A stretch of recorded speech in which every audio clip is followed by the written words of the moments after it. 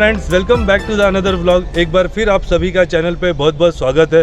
दोस्तों, आज मैं आया हूँ मध्य प्रदेश के खंडवा ज़िले में स्थित ओमकारेश्वर ज्योतिर्लिंग के दर्शन करने के लिए। ओमकारेश्वर ज्योतिर्लिंग महादेव के 12 ज्योतिर्लिंग में चौथा ज्योतिर्लिंग है और यहाँ पर ओमकारेश्वर ज्योतिर्लिंग के साथ साथ हम मामलेश्वर ज्योतिर्लिंग के दर्शन भी करने वाले हैं। आज के वीडियो में मैं आपको ओमकारेश्वर ज्योतिर्लिंग से जुड़ी हुई सारी जानकारी देने वाला हूँ और मैं आपको बताने वाला हूँ कि आप यहाँ पर कैसे पहुँच सकते हैं, यहाँ पर कहाँ रुक सकते हैं और यहाँ पर क्या क्या चीज़ों को देख सकते हैं। दोस्तों, मेरे हर वीडियो में मेरे साथ कोई ना कोई होता है और मेरे आज के इस ओमकारेश्वर दर्शन के वीडियो में मेरे साथ है मेरी बहुत ही एक अच्छी friend grace. Hello. Grace Mumbai से है और आज के इस मेरे वीडियो बनाने में ग्रेस मेरी हेल्प करने वाली है, तो बने रहिए वीडियो में। आज हम करते हैं ओमकारेश्वर तीर्थ के दर्शन। जिस शब्द का उच्चारण पहली बार स्वयं सृष्टि के विधाता के मुख से हुआ हो, जिस ओमकार शब्द के बिना किसी भी वेद का पाठ नहीं होता, आज हम उसी ओमकार शब्द से बने भारत के बहुत ही पवित्र तीर्थ स्थान ओमकारेश्वर में आए। ओमकारेश्वर ज्योतिर्लिंग का मंदिर मध्य प्रदेश के दो बड़े शहर खंडवा और इंदौर के बीच नर्मदा नदी के किनारे ओम पर्वत पर है और यहाँ आने के लिए इन दोनों शहरों से हर 1 घंटे में बसेस चलती हैं।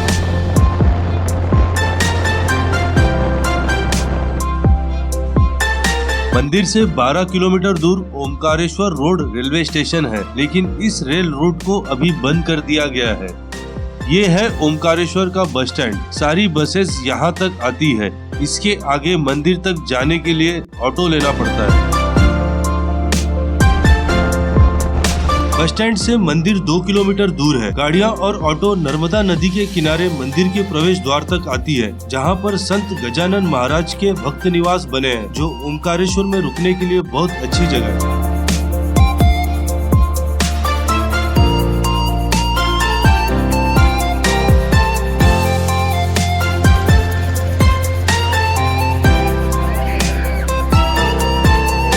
तो दोस्तों, आज हम पूरे ओमकारेश्वर की यात्रा करने वाले हैं और सबसे पहले हम आए हैं ब्रह्मपुरी घाट पर। ब्रह्मपुरी घाट विष्णुपुरी में है और ये यहाँ का बहुत ही प्राचीन घाट है। लोग ओमकारेश्वर के दर्शन करने से पहले ब्रह्मपुरी घाट में स्नान करते हैं। ये ब्रह्मपुरी घाट नर्मदा नदी के इस पार है और नर्मदा नदी के उस पार ओमकार पर्वत है। तो लोग यहाँ पर स्नान करने के बाद नर्मदा नदी को पार करके ओमकार पर्वत पर जाते हैं और ओमकारेश्वर ज्योतिर्लिंग के दर्शन करते हैं।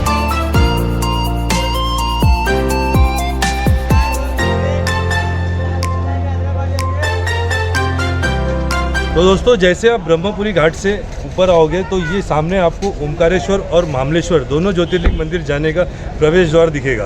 तो अब हम ब्रह्मपुरी घाट से ऊपर आ गए हैं और अब हम ओमकारेश्वर तीर्थ की तरफ जा रहे हैं।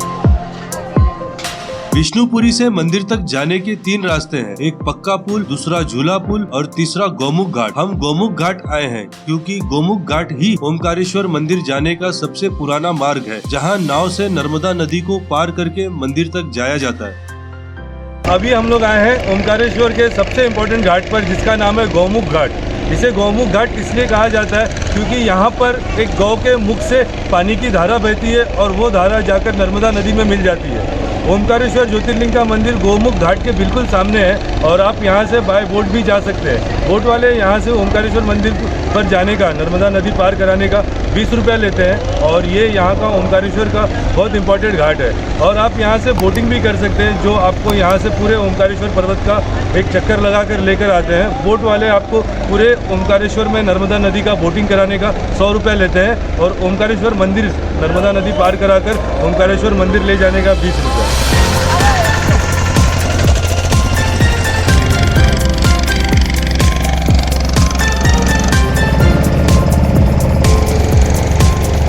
नर्मदा नदी के उस पार ओमकारेश्वर मंदिर के ठीक नीचे कोटेश्वर तीर्थ है। कोटेश्वर तीर्थ पर नाव से उतरकर ऊपर मंदिर तक सीढ़ियों से जाना पड़ता है। ओमकारेश्वर ज्योतिर्लिंग मंदिर 5 मंजिला इमारत के पहली मंजिल पर है। बाकी 4 मंजिलों पर महाकालेश्वर, सिद्धनाथ महादेव, गुप्तेश्वर महादेव और ध्वजेश्वर महादेव मंदिर है। पहली मंजिल पर आते ही भगवान राम के पूर्वज सम्राट मानधाता की गद्दी दिखाई देती है। सम्राट मानधाता की कठोर तपस्या के वजह से ही यहाँ ओमकारेश्वर ज्योतिर्लिंग की स्थापना हुई थी।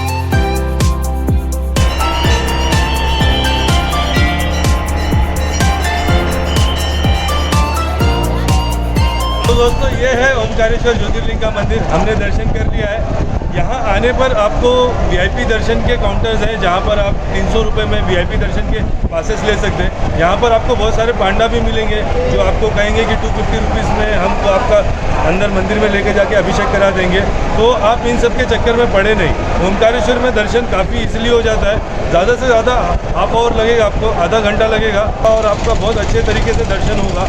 आप गर्भगृह में जाएंगे और ओमकारेश्वर ज्योतिर्लिंग को आप नर्मदा जी से लाया हुआ पानी अभिषेक कर सकते हैं। तो हमने अभिषेक कर लिया, काफ़ी अच्छा लगा। अब मैं आपको यहाँ पर और कौन कौन से मंदिर है वो दिखाता हूँ।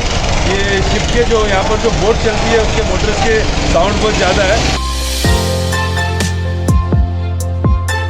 नर्मदा नदी के तट पर बसे सभी तीर्थ स्थानों में ओमकारेश्वर तीर्थ सबसे बड़ा तीर्थ है। यहाँ 2 ज्योतिर्लिंग ओमकारेश्वर के साथ विष्णुपुरी में ममलेश्वर ज्योतिर्लिंग मंदिर भी है और यहाँ कुल 108 प्रभावशाली शिव मंदिर है।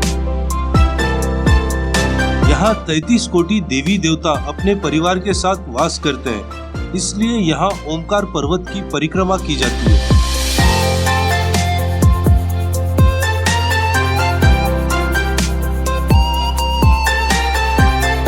तो दोस्तों ओमकारेश्वर ज्योतिर्लिंग का दर्शन करके हम ओमकारेश्वर मंदिर के पीछे ओमकार घाट पर आए हैं। ओमकारेश्वर मंदिर ओमकार पर्वत पे है और यहाँ पर ओमकार पर्वत की परिक्रमा होती है। लोग नर्मदा नदी का जल लेकर पूरे ओमकार पर्वत का एक परिक्रमा करते हैं। 7 किलोमीटर का ये परिक्रमा है, लगभग 1.5 से 2 घंटा लगता है लोगों को पूरा ये ओमकार पर्वत का चक्कर लगाने। तो अभी हमने ओमकारेश्वर ज्योतिर्लिंग का दर्शन कर लिया है और अब हम इसी रास्ते से, ये जो परिक्रमा पथ है, इससे चलकर हम बाकी के जो यहाँ के तीर्थ स्थान है और जो मंदिर है उसका दर्शन करेंगे।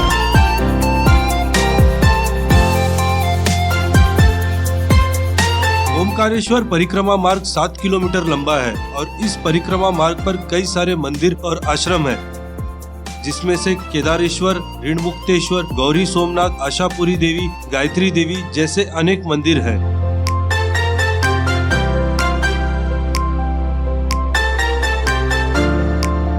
और यहाँ नर्मदा और कावेरी नदी का संगम होता है, जिसे संगम घाट कहा जाता है। तो ओमकारेश्वर ज्योतिर्लिंग से 2 किलोमीटर चलकर हम परिक्रमा मार्ग पर आए हैं संगम घाट पर।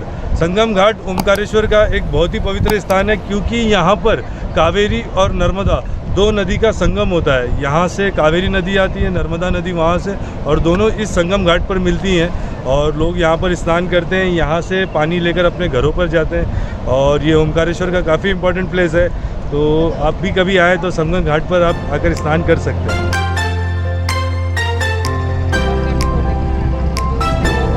ओमकार पर्वत की परिक्रमा ओमकारेश्वर मंदिर से शुरू होती है और ओमकारेश्वर मंदिर के पास आकर समाप्त होती है।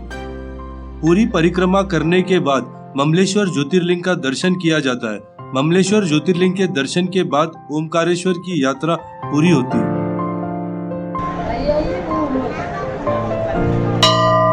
दोस्तों गोमुख घाट के पास में ही मामलेश्वर ज्योतिर्लिंग का मंदिर है। जब आप गोमुख घाट से 2 मिनट चलकर ऊपर आते हैं तो आपको मामलेश्वर ज्योतिर्लिंग मंदिर मिलता है। ओमकारेश्वर ज्योतिर्लिंग और मामलेश्वर ज्योतिर्लिंग दोनों एक समान है और इस यात्रा में, ओमकारेश्वर की यात्रा में, मामलेश्वर ज्योतिर्लिंग का दर्शन करना भी ज़रूरी है।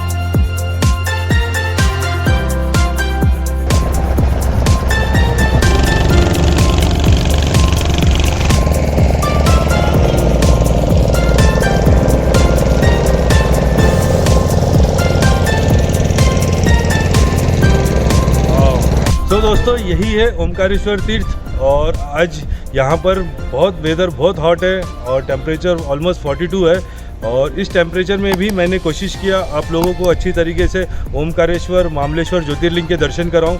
और यहाँ पर ओमकारेश्वर ज्योतिर्लिंग, मामलेश्वर ज्योतिर्लिंग के साथ साथ पंचकोशी परिक्रमा होती है और आप नर्मदा जी का स्नान कर सकते हैं।